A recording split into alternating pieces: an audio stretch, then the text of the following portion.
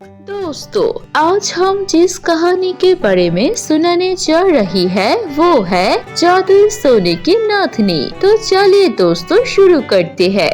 बहुत समय पहले की बात है।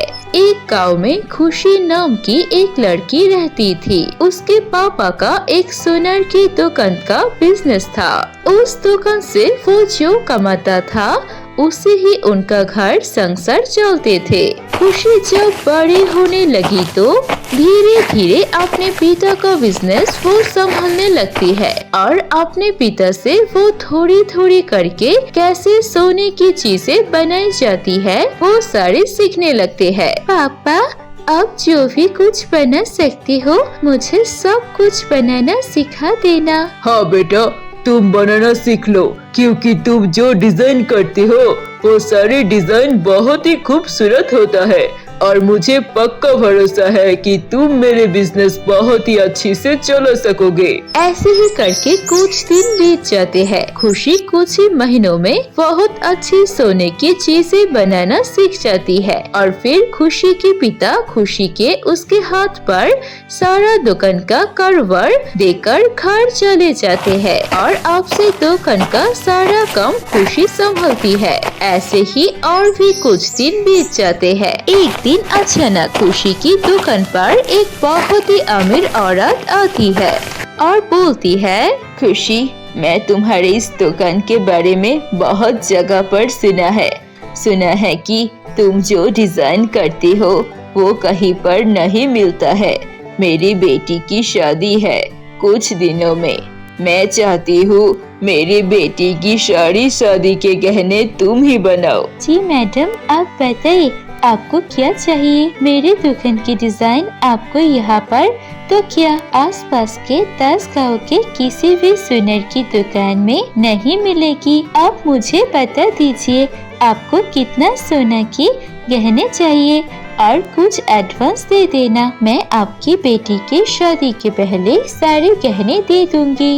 ये लो, ये है 10 लाख रुपए एडवांस। बाकी के पैसे तुम्हें सारे गहने बनाने के बाद ही मिलेंगे। अच्छे से बना देना। और 10 दिन में मेरी बेटी की शादी है।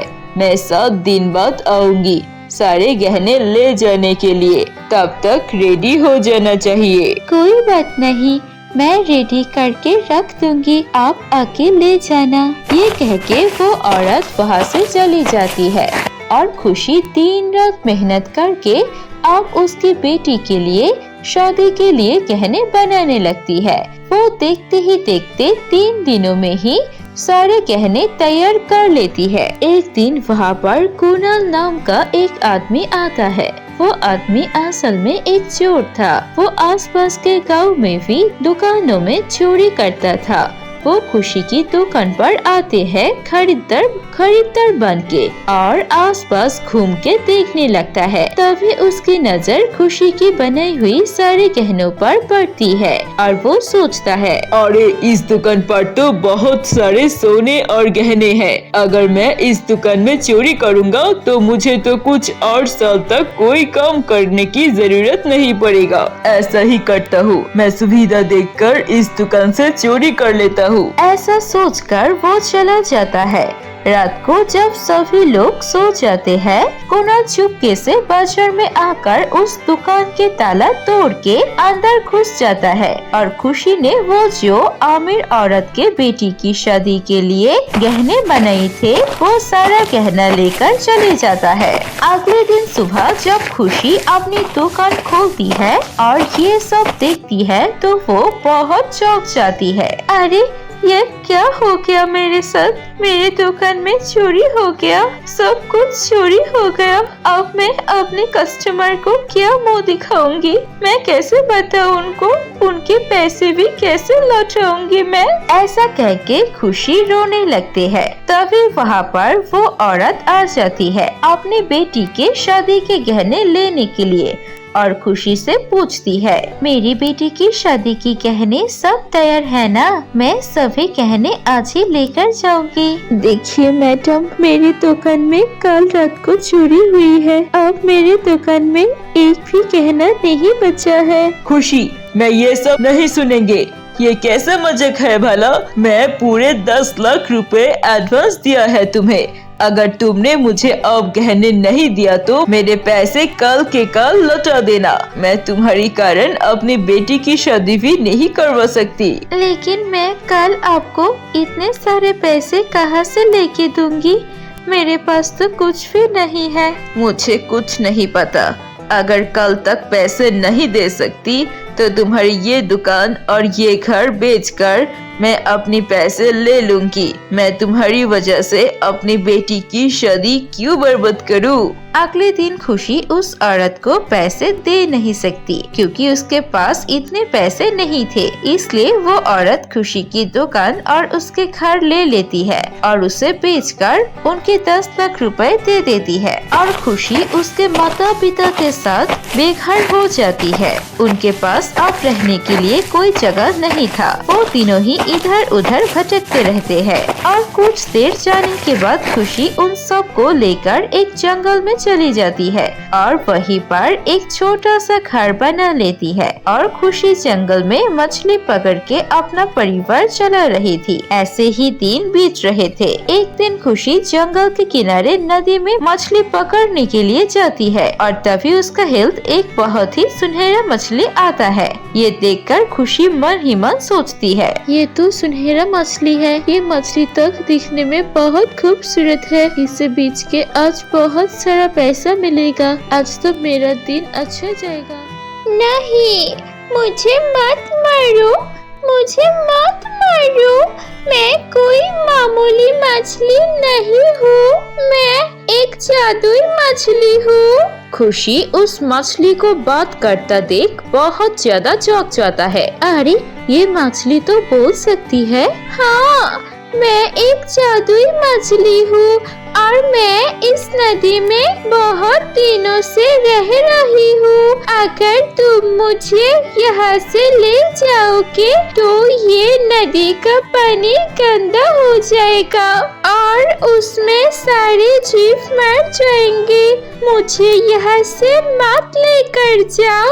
अच्छा ठीक है, अगर ऐसे है तो मैं तुम्हें नहीं मारूंगी, तुम्हें पानी में छोड़ देती हूँ। ये कह के खुशी मछली को पानी में छोड़ देती है और तभी वो मछली बोलती है, खुशी, मुझे तुम्हारी ये बात बहुत पसंद है, इसलिए मैं तुम्हें खुश होकर ये जादुई सोने का नथनी दे रही हूँ। और इसकी खास बात ये है कि तुम इस नथनी से जो भी मांगोगे वो तुम्हें मिल जाएगी। ऐसा कह के वो मछली वहाँ से चली जाती है। खुशी वो नथनी पाकर खुश होती है और सोचती है, अच्छा, अगर ऐसा बात है तो मुझे सबसे पहले उस चोर को दिखाओ जिस चोर ने मेरे दुकान में चोरी की थी। इतना कहते ही वो सोने की जादुई नथनी वो चोर कुणाल को पकड़ लेती है